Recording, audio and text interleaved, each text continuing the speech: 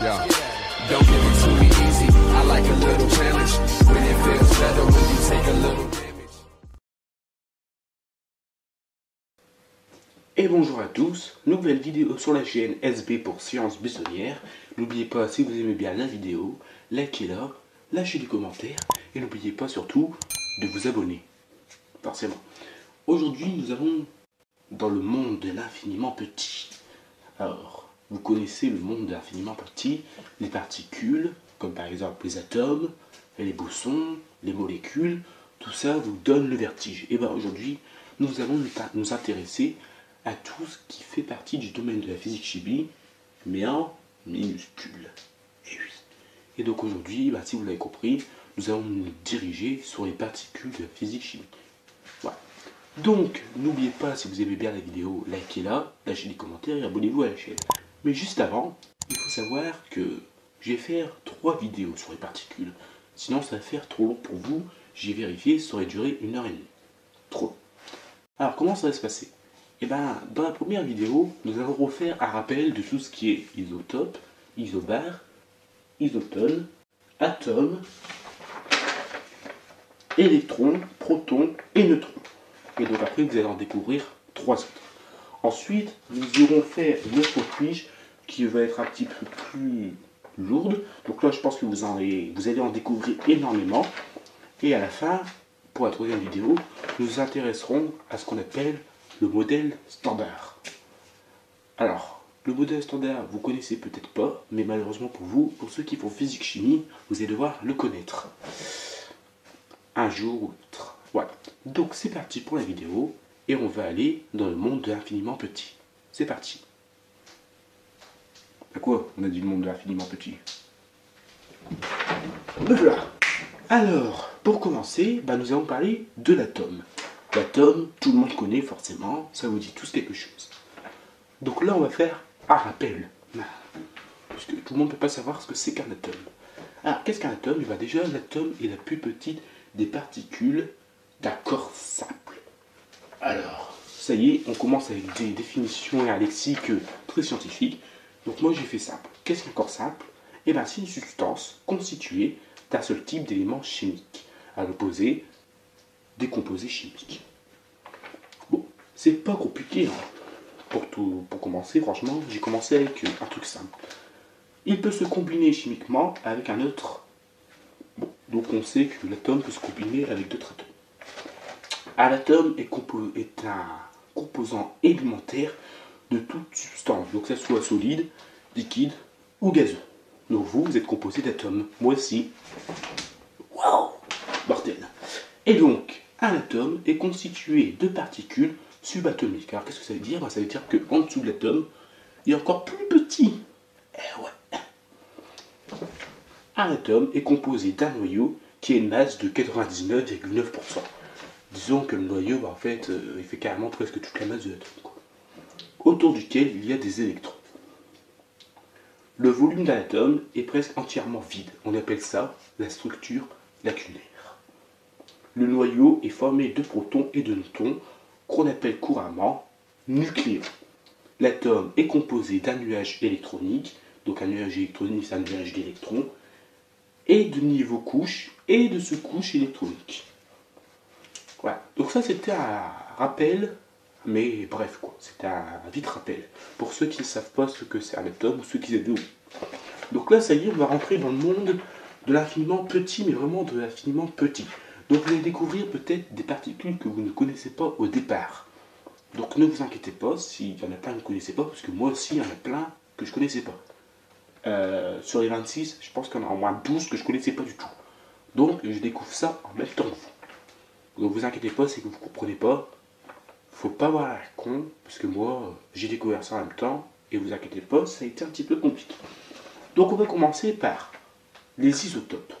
Isotopes, normalement ça doit vous dire quelque chose, vous avez déjà vu ça, je crois, soit en 4e ou bien en 3e, déjà on peut parler de notion d'isotope. On appelle isotope d'un certain élément chimique les nucléides partageant le même nombre de protons, mais ayant un nombre de neutrons différent.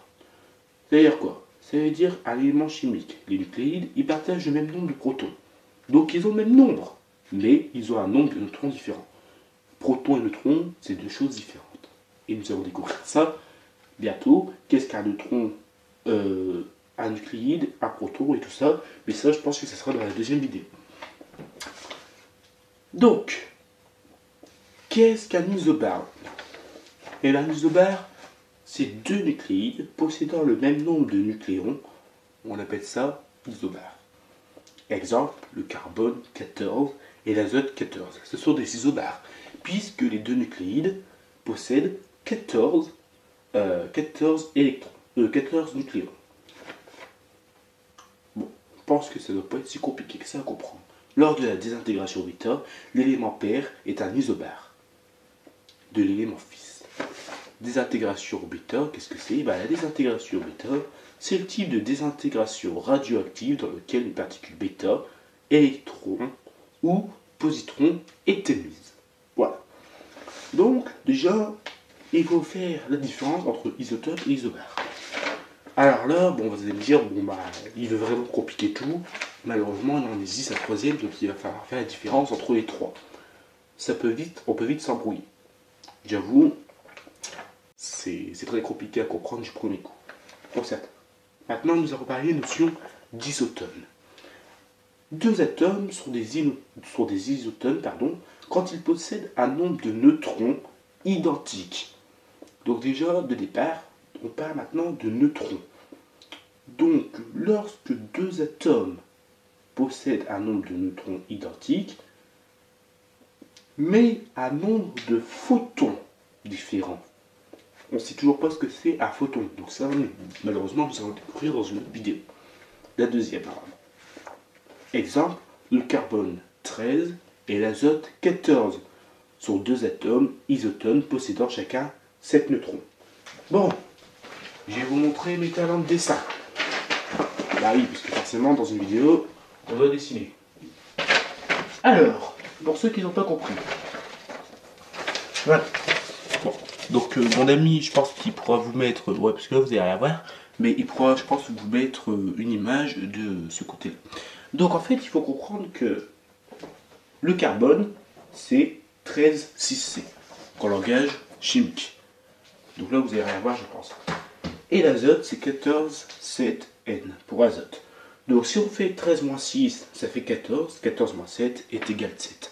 Donc voilà. Donc là, on sait que ce sont des isotones. Alors, dit comme ça, vous n'avez rien compris, parce que malheureusement, vous n'avez peut-être pas vu les éléments chimiques. Mais je demanderai à mon ami s'il peut vous les mettre sur la vidéo en image. Parce que moi, mes talents de dessin, c'est un peu plus compliqué. Donc voilà. Donc déjà, nous avons vu, on va dire, 3 particules. Bon. Alors je sais pas, alors dans la vidéo, je sais vraiment pas si ça va être des particules, mais on fait partie de l'environnement de l'infiniment petit. Déjà, donc c'est rassurant. Donc si je vous parle d'astéroïdes, je pense qu'il y a une erreur. Voilà.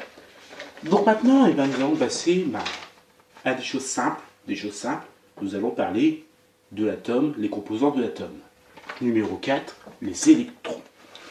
Un électron est un composant de l'atome. Bon, ça on l'a vu. On l'a vu. Oui, non, mais je vous pose une question en fait. On l'a vu au départ quand on a parlé de l'atome. Voilà. Donc, avec les neutrons, donc c'est-à-dire que c'est un composant d'atome avec les neutrons. L'électron a une charge négative, toujours. Il sert énormément en chimie car il participe aux réactions chimiques et constitue un élément primordial des liaisons présentes dans les molécules. L'électron intervient en physique dans une multitude de rayonnements et d'effets. Il possède la plus faible masse de toutes les particules chargées. Bon, l'électron, je pense que tout le monde doit savoir ce que c'est, vous devez connaître. Numéro 5, les protons. Présents dans les noyaux atomiques, est lié généralement à des neutrons par interaction forte. Alors là, interaction forte, vous savez peut-être pas ce que c'est. Il existe 4 forces fondamentales en physique, ou 4 interactions. L'interaction forte, l'interaction faible, l'interaction électromagnétique ou la force électromagnétique, et après l'interaction gravitationnelle qu'on appelle la gravitation. Voilà, les 4 forces ou 4 interactions fondamentales à ne jamais oublier. Et donc, le nombre de protons d'un noyau est représenté par son numéro atomique Z. Le proton n'est pas une particule élémentaire, mais composite. Oh punaise, qu'est-ce que c'est encore que ça? Alors tout simplement, il va falloir maintenant faire la différence entre ce qu'on appelle une particule élémentaire et une particule composite. Et oui, la physique-chimie, ça peut être compliqué des fois. Et bien en fait, tout simplement, une particule composite, c'est une particule contenant plusieurs particules élémentaires. Et donc, son contraire, particule élémentaire, particule dont la composition est inconnue, c'est-à-dire qu'on ne la connaît pas, on ne le sait pas si elle est constituée de particules plus petites.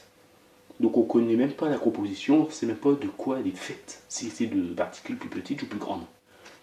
Bon, maintenant vous savez faire la différence entre particules élémentaires et particules composites. Donc maintenant si je vous dis particules élémentaires, vous savez ce que c'est, particules composites, vous savez ce que c'est. Donc, nous avons fait les électrons et les protons. Je pense qu'on peut faire les neutrons. Neutrons, présents dans le noyau des atomes, liés avec les protons par l'interaction forte. Deuxième interaction fondamentale en physique, à ne jamais oublier. Les neutrons sont en général stables et peuvent devenir instables. Donc, ça peut devenir instable et stable. Alors pour ceux qui ne savent pas ce que c'est stable et instable, alors là je ne vais pas pouvoir vous aider parce que je ne sais plus la définition. Donc là je vous propose d'aller sur Google.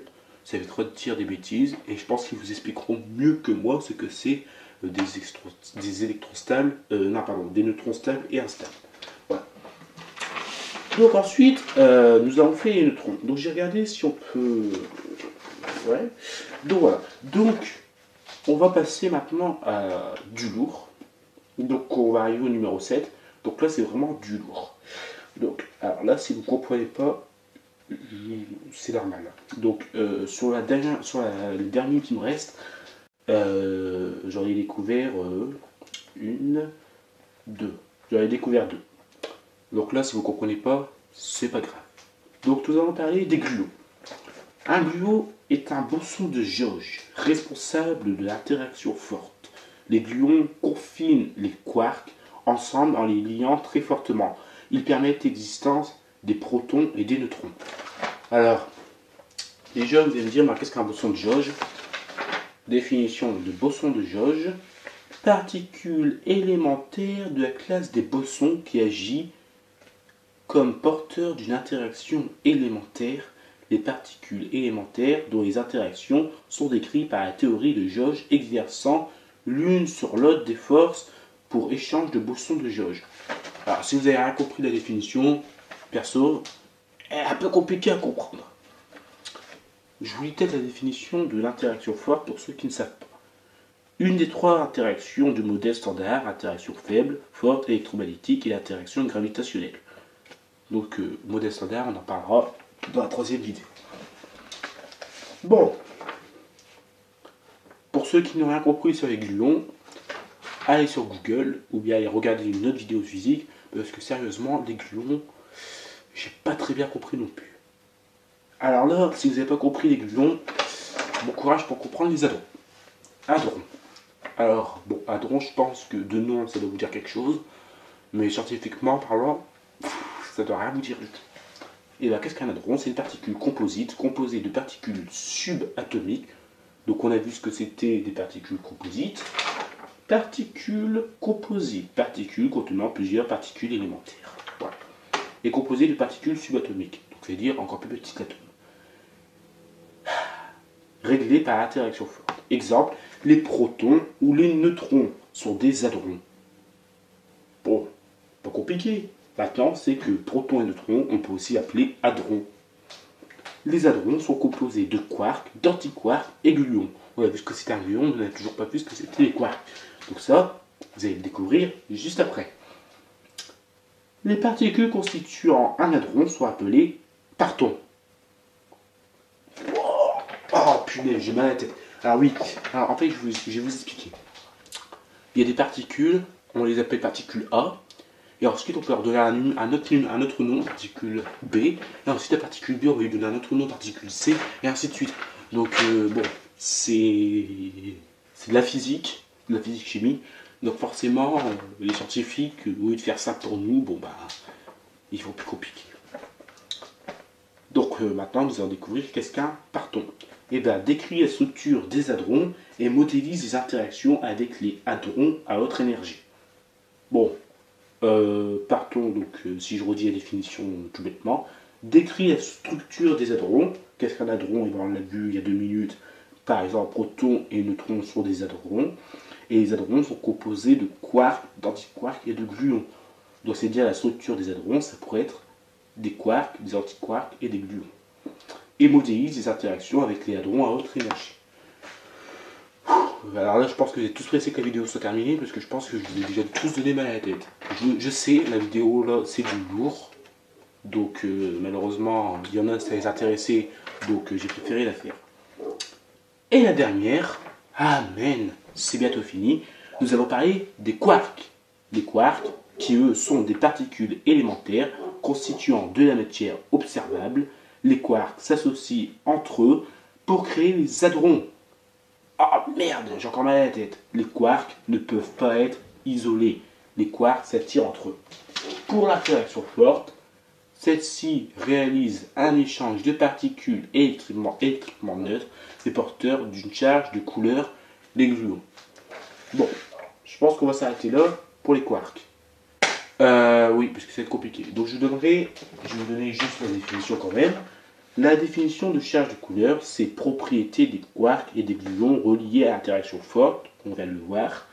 Mais il faut savoir que la charge de couleur n'a aucun rapport avec un aspect visuel de la couleur. Donc en fait, ils l'ont appelé charge de couleur, mais visuellement, il n'y a pas de couleur. On se demande bien pourquoi. Les scientifiques, des fois, ils cherchent compliqué. Bon, alors, je vous ai fait la vidéo là, donc bon, j'ai découvert des choses avec vous. Je sais, c'est extrêmement compliqué. Donc déjà, si vous n'avez pas compris là maintenant, c'est un petit peu compliqué pour le reste. Parce que bah, le reste, c'est des nouvelles, mais vraiment des nouvelles. Je pense qu'il y en a plein qui vont découvrir. Sauf ceux qui font spé physique ou bien les physiciens de haut niveau. Je pense qu'ils vont savoir direct de quoi j'ai parlé. Donc ne vous inquiétez pas si vous n'avez pas compris. C'est très rude. Donc là, c'est vraiment des vidéos très carrées. Donc, si vous avez des questions, n'hésitez pas à le marquer dans les commentaires. Et si vous avez encore des questions, bah, n'hésitez pas à les marquer dans les commentaires. J'essaierai de vous répondre. Je sais, c'est compliqué, extrêmement compliqué. Il faut s'accrocher. Tous ceux qui aiment bien la physique-chimie et qui n'ont pas compris ça, c'est pas grave. Parce que bah, la prochaine vidéo, c'est encore plus compliqué. Voilà. La dernière vidéo, nous avons parlé du modèle standard. Donc là, on va faire carrément un regroupement de bosons, leptons, fermions. Donc là, ça va être encore 3 fois plus compliqué. Peut-être que vous allez comprendre. Hein. Mais bon courage pour décrypter le modèle standard. Donc voilà. Donc pour moi, ça va s'arrêter là. J'espère que vous avez aimé la vidéo. N'oubliez pas qu'il y a une suite. Donc bien sûr, à suivre.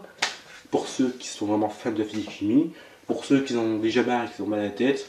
Bah, je comprends ceux qui ne regarderont pas la prochaine vidéo, je peux le comprendre parce que c'est vraiment hyper compliqué. Voilà, donc si vous avez aimé la vidéo, bah, likez-la, mettez des commentaires et abonnez-vous à la chaîne. Et si vous n'avez rien compris, bah, ce n'est pas grave parce que forcément on ne peut pas tout comprendre. Moi sur tout ce que j'ai mis, j'en ai au moins 5 que j'ai pas compris. Donc c'est vraiment extrêmement compliqué. Après, au fur et à mesure, on va s'habituer. Mais voilà, ça peut être compliqué pour certaines personnes comme moi. Donc voilà, donc pour moi c'est fini, je vous souhaite à tous une bonne journée, et n'oubliez pas, il y a une suite, donc on va entamer la partie 2, donc là on a découvert 11 particules de la physique-chimie, donc forcément il y en a d'autres qui vont arriver, hein. Et n'oubliez pas, la science est un plaisir, ça ne sert à rien de se casser la tête, même si vous ne comprenez pas, il faut juste comprendre quoi, donc pour ceux qui ne comprennent pas, c'est pas grave, c'est pas que vous êtes débile, c'est juste que ben, sur le coup, on percute pas tout de suite, et ça met un peu plus de temps que les autres. Voilà. Je vous souhaite une bonne journée à tous et n'oubliez pas, à suivre dans le monde de l'infiniment petit. J'ai tout obligé. Ciao.